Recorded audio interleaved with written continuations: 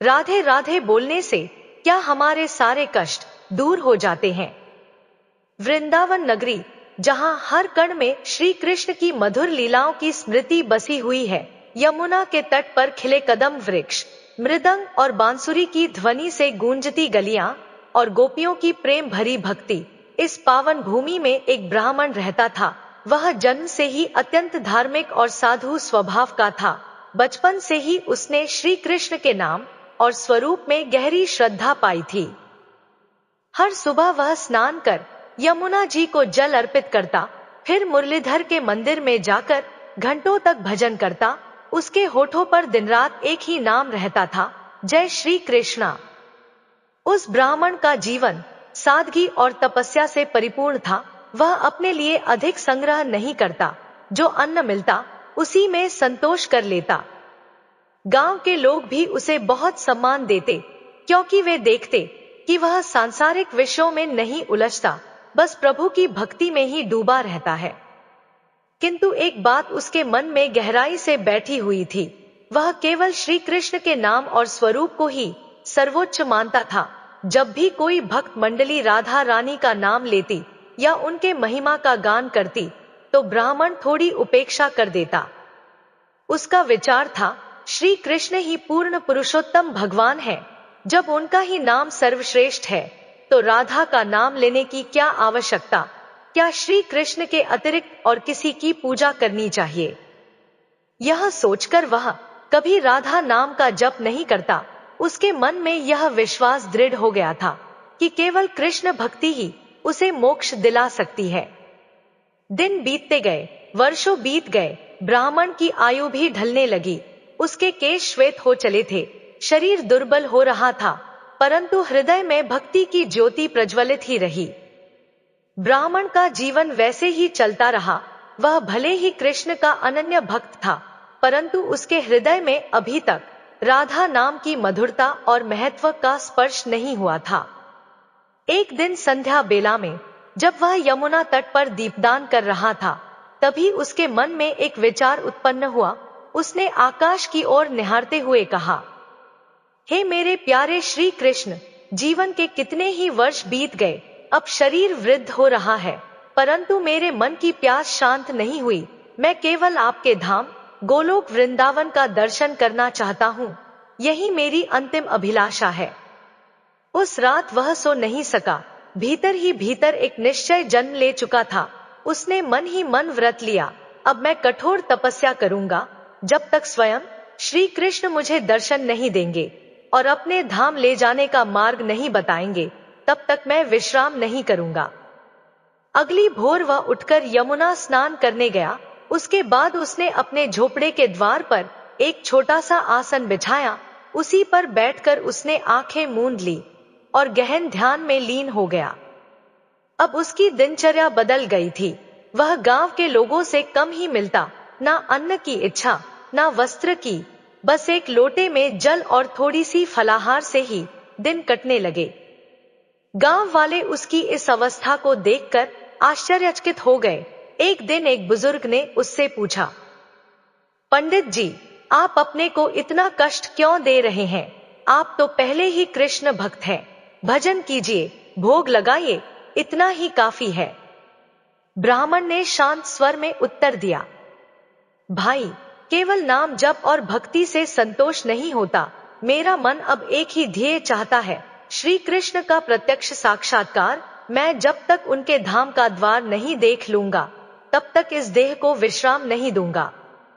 ब्राह्मण की तपस्या दिन प्रतिदिन गहन होती गई। अब उसका स्वरूप भी बदलने लगा था।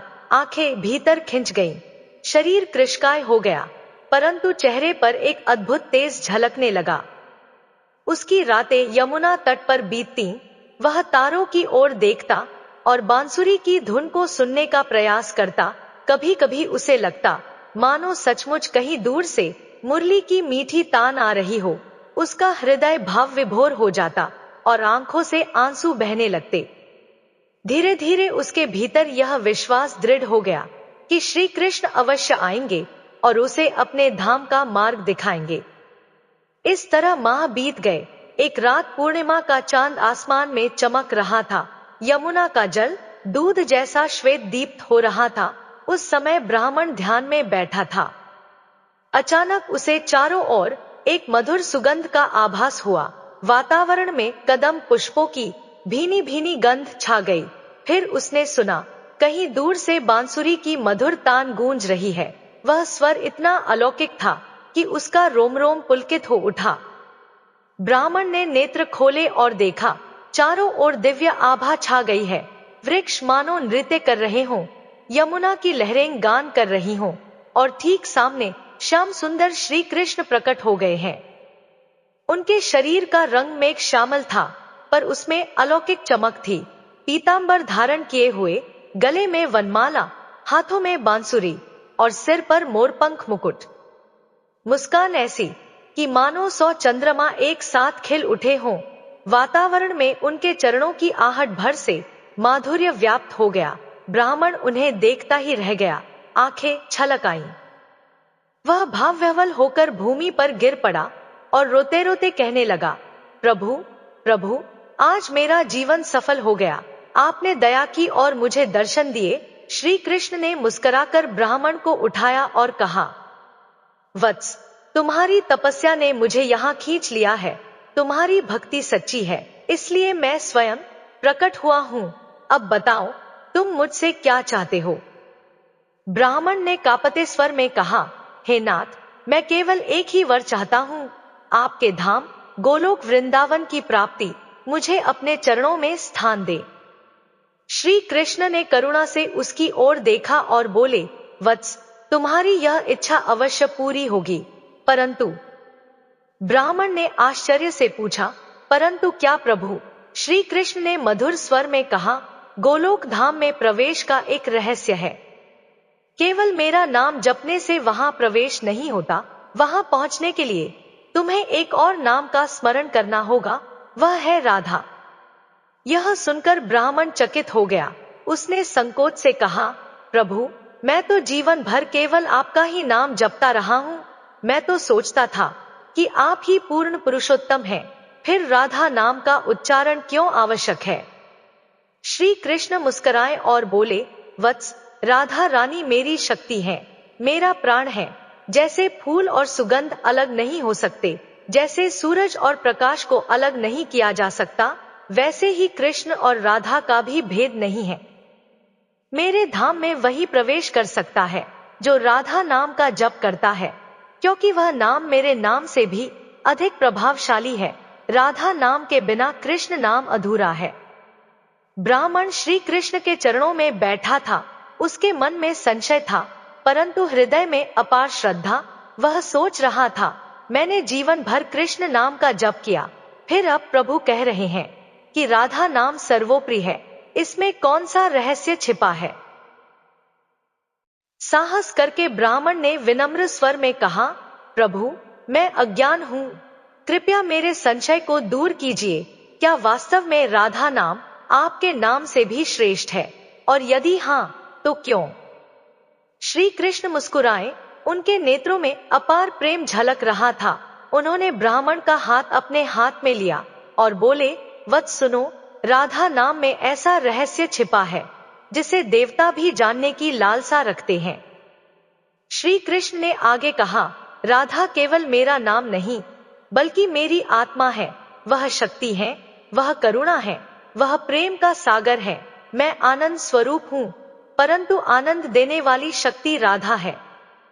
मैं सर्वज्ञ हूँ, परंतु ज्ञान का आलोक राधा से ही प्रवाहित होता है। मैं सर्वप्रिय हूँ, परंतु प्रेम का आधार राधा है। इसलिए जब कोई केवल कृष्ण कहता है तो वह अधूरा होता है, पर जब कोई राधे कृष्ण कहता है तो वह पूर्ण हो जाता है। और जब कोई केवल राधे राधे कहता है तो समझो उसने मुझे पूरी तरह बुला लिया। ब्राह्मण विस्मित होकर सुन रहा था। श्री कृष्ण ने आगे कहा, राधा नाम इतना शक्तिशाली है कि इसे जपने से मन के सारे विकार मिट जाते हैं। यह नाम साधारण जीव को भी दिव्य बना देता है। यह नाम हृदय में ऐसा प्रेम भर देता है जो मुझे भी बंधन में डाल देता है। वत्स, देवता, ऋषि, योगी सब मेरी भक्ति करना चाहते हैं, परंतु राधा नाम के बिना उनकी साधना अधूरी रह जाती है। मेरे धाम गोलोक वृंदावन का द्वार तभी खुलता है जब कोई राधा का स्मरण करता है, क्योंकि गोलोक का सार ही राधा प्रेम है। ब्राह्मण अब भी चुप था। श्री कृष्ण ने उसकी शंका और गहराई से दूर करने के लिए एक उदाहरण दिया। वत्स, मान लो एक दीपक है, उसमें तेल भी है और बाती भी है, परंतु यदि उसमें ज्योति ना हो तो क्या दीपक प्रकाश देगा? ब्राह्मण बोला, नहीं प्रभु, बिना ज्योति के दीपक व्यर्थ है। श्री कृष्ण मुस्कुराए, ठीक वैसे ही मेरा नाम कृष्ण दीपक है और राधा नाम उसकी ज्योति। बिना राधा के मेरा नाम अंधकार में है। पर जैसे ही कोई राधा राधा कहता है, वैसे ही प्रेम का प्रकाश फैल जाता है और मैं स्वयं उस भक्त की ओर खिंच जाता हूं। अब ब्राह्मण का हृदय उमड़ पड़ा, उसकी आंखों से आंसू बह निकले। वह बोला, प्रभु, आज मुझे सच्चा ज्ञान मिला। अब से मैं केवल आपका नहीं, श्री राधा नाम का भी जप करूंगा। मुझे कृपा कर वह नाम दीजिए जिससे मेरा जीवन सफल हो। श्री कृष्ण ने प्रेम पूर्वक कहा, वत्स, आज से तुम राधे राधे का निरंतर स्मरण करना। यह नाम तुम्हें गोलोक धाम तक पहुंचाएगा। श्री कृष्ण के उपदेश को सुनकर ब्राह्मण का हृदय निर्मल हो गया था। अब उसका जीवन एक ही संकल्प से बंध गया था, मुझे राधा नाम का जप करना है और उसी में अपने जीवन को धन्य करना है। ब्राह्मण नंद अपने गांव से लौटते समय निरंतर मन ही मन राधे राधे का स्मरण करता रहा था। हर कदम पर उसे ऐसा लग रहा था मानो कोई अदृश्य शक्ति उसके साथ चल रही है। पहले वह थक जाता था, परंतु उस दिन उसे तनिक भी थकान ना हुई। उसने सोचा, यह श्री राधा नाम की ही शक्ति है जो मुझे इतना हल्का और प्रसन्न बनाए हुए है। ब्राह्मण जब अपने आश्रम पहुंचा तो उसने देखा, वह स्थान जो पहले उसे सूना और निर्जीव लगता था, अब मानो जीवंत हो उठा हो। पेड़ पौधे, झरना, आकाश, सब उसे मधुर और दिव्य प्रतीत हो रहे थे। उसके हृदय में पहली बार ऐसी शांति उतरी जैसी उसने वर्षों की तपस्या में भी अनुभव नहीं की थी। ब्राह्मण का परिवार कई वर्षों से कष्टों से घिरा था। बीमारी, धन की कमी और मानसिक तनाव उसके जीवन को बोझिल बना रहे थे, परंतु राधा नाम जप की शुरुआत के कुछ ही दिनों में परिवार का वातावरण बदलने लगा। उसकी पत्नी का स्वास्थ्य सुधरने लगा, उसके पुत्र को विद्या में रुचि होने लगी, घर में स्नेह और सौहार्द का वातावरण बढ़ गया। ब्राह्मण सोचने लगा, मैंने तो केवल नाम जपा और यह नाम सारे दुखों को हरने वाला सिद्ध हो रहा है। कुछ ही समय में ब्राह्मण का मन सांसारिक मोह से हटकर भक्ति की ओर दृढ़ हो गया। पहले वह कर्मकांड में अधिक समय लगाता था, पर अब उसकी साधना सरल हो गई थी। वह केवल तुलसी के समीप बैठकर राधे राधे जपता और आंसुओं में भीग जाता। उसके आंसू अब दुख के नहीं बल्कि दिव्य प्रेम के थे। एक रात्रि जब वह ध्यान में राधे राधे जप रहा था, तभी उसे अद्भुत अनुभव हुआ। उसने देखा, बरसाने की गलियों में एक अपूर्व सुंदरी गोपी लाल लाल अधरों और करुणा से भरे नेत्रों के साथ मुस्कुराती हुई खड़ी है। उनकी ओर से इतना मधुर प्रकाश फैल रहा था कि ब्राह्मण स्तब्ध रह गया। वह समझ गया, यह तो स्वयं राधा रानी का दर्शन है। उसके शरीर के रोम रोम खड़े हो गए।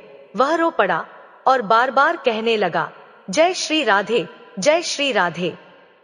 ब्राह्मण का हृदय अब राधा नाम के मधुर रस में डूब चुका था।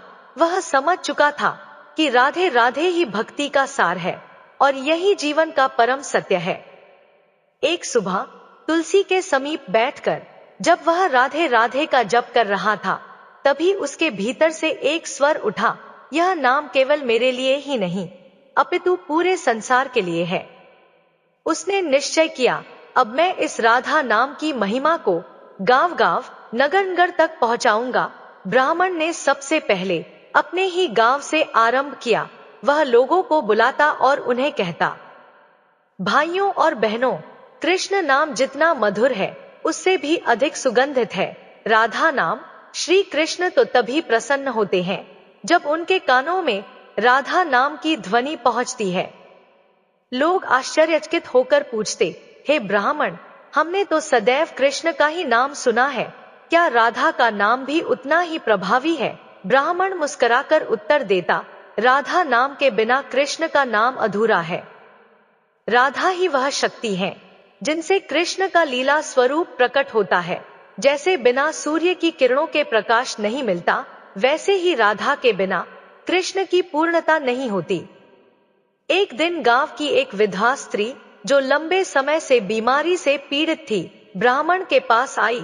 उसने आंसुओं से कहा, हे ब्राह्मण, मैं वर्षों से श्री कृष्ण का नाम जप रही हूँ, परंतु मेरा दुख दूर नहीं होता। ब्राह्मण ने करुणा से कहा, आज से तू केवल राधे राधे जपना, देखना कैसे तेरे दुख मिटते हैं। स्त्री ने राधा नाम का जप प्रारंभ किया। कुछ ही दिनों में उसका स्वास्थ्य सुधरने लगा, उसके चेहरे पर तेज आ गया और उसके जीवन में आनंद लौट आया। लोगों ने इसे देखा तो वे भी राधा रानी का नाम जपने लगे। धीरे धीरे आसपास के गांवों में भी यह समाचार फैलने लगा कि एक ब्राह्मण राधा नाम की महिमा सुना रहा है और उसके जप से लोगों के जीवन बदल रहे हैं। दूर दूर से लोग आकर उससे नाम की महिमा सुनते। वह उन्हें सिखाता, जब सरल हो, भाव सच्चा हो और मन पूर्णतः राधा कृष्ण में लीन हो, तभी यह नाम फलदायी होगा। लोग इतने प्रभावित होते कि लौटते समय उनके मुख से केवल एक ही ध्वनि निकलती, राधे राधे। धीरे धीरे यह समाचार नगर और राजधानी तक पहुंच गया। उस राज्य का राजा धर्मनिष्ठ और न्यायप्रिय था। जब उसे यह समाचार मिला कि एक ब्राह्मण केवल राधे राधे का नाम जप कर लोगों के जीवन में परिवर्तन ला रहा है, तो उसके मन में उत्सुकता जागी। उसने अपने मंत्रियों से कहा, हमने तो सदा श्री कृष्ण के नाम की महिमा सुनी है, परंतु यह कैसा अद्भुत रहस्य है कि राधा नाम का उच्चारण ही लोगों के लिए अमृत बन गया है। हमें स्वयं इसकी परीक्षा करनी होगी। राजा ने दूत भेजकर ब्राह्मण को राज दरबार में बुलाया। ब्राह्मण जब दरबार पहुंचा तो उसके मुख पर तेज था, परंतु वस्त्र साधारण और चरण धूल से भरे हुए थे। राजा और दरबारियों ने उसे देखा तो आश्चर्य हुआ, इतना तेज किसी साधारण ब्राह्मण में कैसे? राजा ने आदरपूर्वक आसन दिया और कहा, हे पूज्य ब्राह्मण, हमने आपकी ख्याति सुनी है। कहा जाता है कि आपके मुख से राधे राधे सुनकर लोगों के दुख दूर हो जाते हैं। क्या आप हमें इसका रहस्य बताएंगे? ब्राह्मण ने कहा, महाराज, कृष्ण और राधा का नाम दो नहीं अपितु एक ही है। कृष्ण तो रसस्वरूप है, परंतु वह रस तब तक प्रकट नहीं होता जब तक उसमें राधा का प्रेम ना मिले। राधा वह शक्ति है जो कृष्ण को प्रकट करती है। राधा नाम बिना कृष्ण की लीला अधूरी है। इसलिए जब भक्त राधा का नाम जपता है तो कृष्ण स्वतः प्रसन्न हो जाते हैं। एक दरबारी ने व्यंग्य से कहा, यदि केवल राधा नाम जपने से सब दुख दूर हो सकते हैं तो हमें इसका प्रमाण चाहिए। क्या यह केवल कल्पना नहीं? ब्राह्मण मुस्कुराया और बोला, ठीक है, आप ही परीक्षा लीजिए, परंतु ध्यान रहे, यह नाम केवल मुख से नहीं, भाव से जपा जाए तभी फल देगा। उसी समय रानी वहां उपस्थित थी। रानी कई वर्षों से संतानहीन थी और इस कारण उनका हृदय व्यथित रहता था। उन्होंने धीरे से ब्राह्मण से पूछा, हे संत, क्या सचमुच राधा नाम से मनोकामनाएं पूरी होती है? ब्राह्मण ने करुणा से उत्तर दिया, रानी साहिबा, राधा नाम में ऐसी शक्ति है कि वह भक्त के हृदय की गहराई में छिपी आकांक्षाओं को भी पूरा करता है। आप श्रद्धा से राधा नाम जपें, प्रभु की कृपा से संतान सुख अवश्य मिलेगा। रानी ने उसी क्षण से प्रतिदिन राधा नाम का जप आरंभ कर दिया। कुछ महीनों में ही राजमहल में शुभ समाचार आया कि रानी गर्भवती है। यह सुनकर पूरा राज्य आनंद से भर गया और सबने माना कि यह राधा नाम की ही महिमा है। इस चमत्कार के बाद राजा ने आदेश दिया, अब हमारे राज्य में प्रतिदिन राधा नाम का कीर्तन होगा। हर मंदिर और चौपाल में राधे राधे की ध्वनि गूंजनी चाहिए।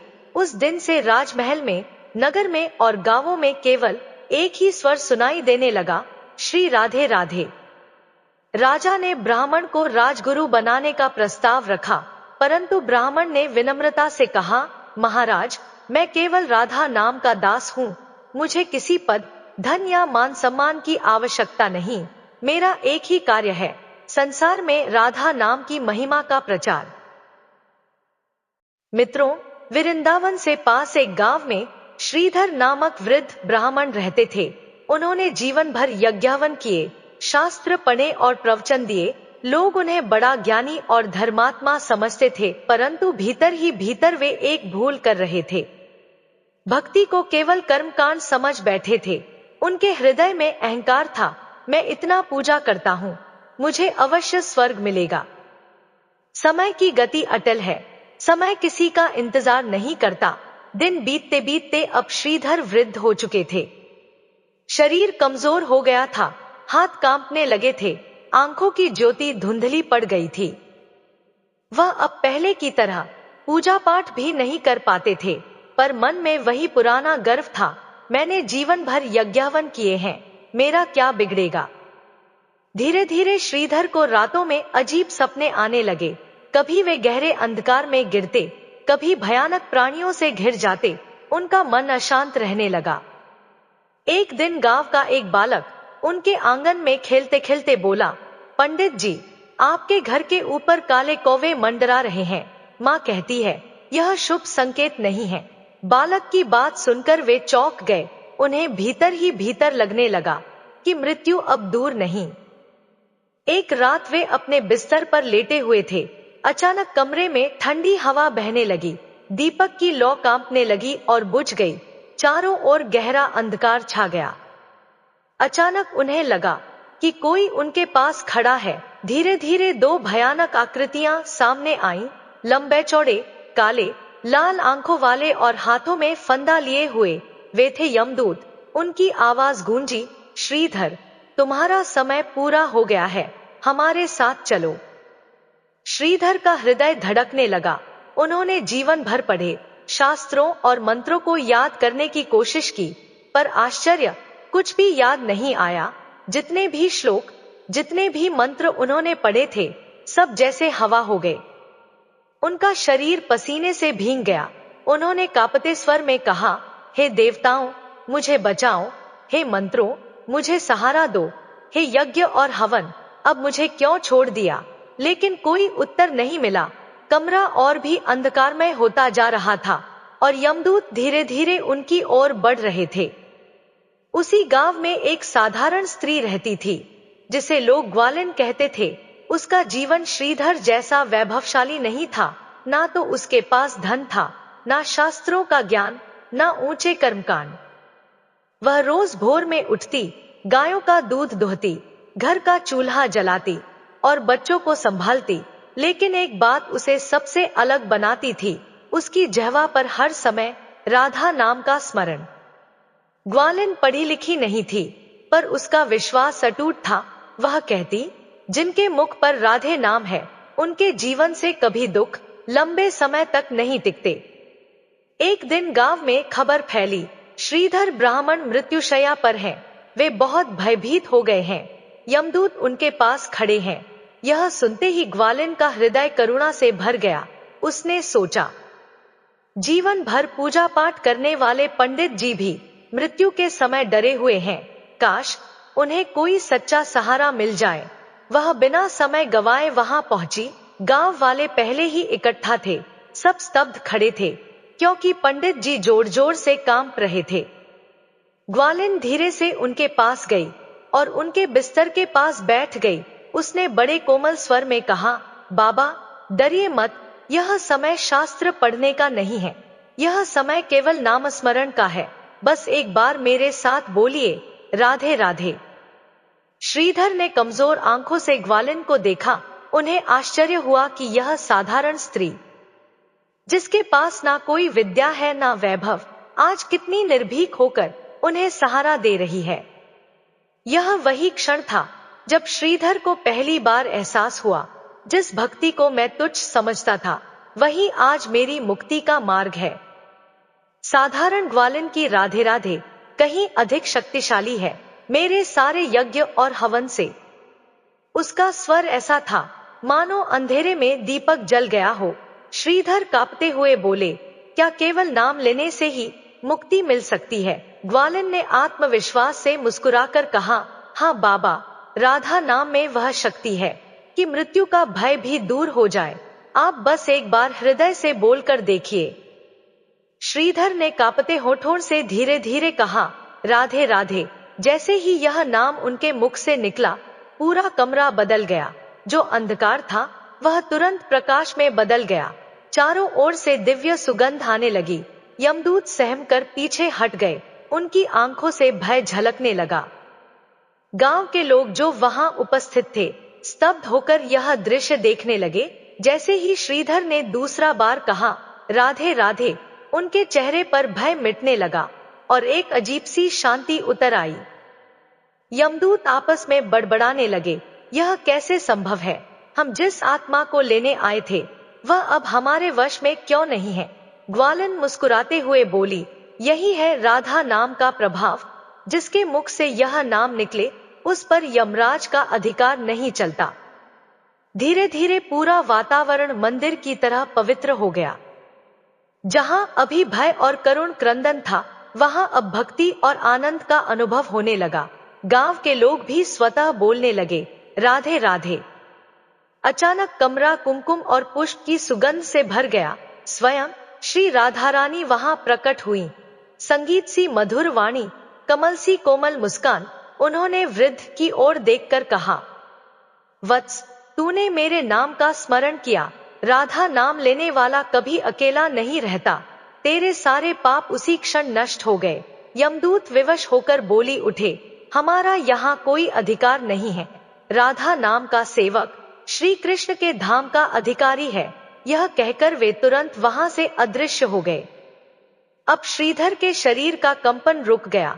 उनके चेहरे पर एक दिव्य मुस्कान फैल गई। उन्होंने आखिरी बार ग्वालिन की ओर देखा और कहा, बेटी, तुमने ही मुझे सही मार्ग दिखाया। तुम्हारी सरल भक्ति ने आज मुझे मुक्ति दिला दी। अब मैं निडर होकर जा रहा हूँ।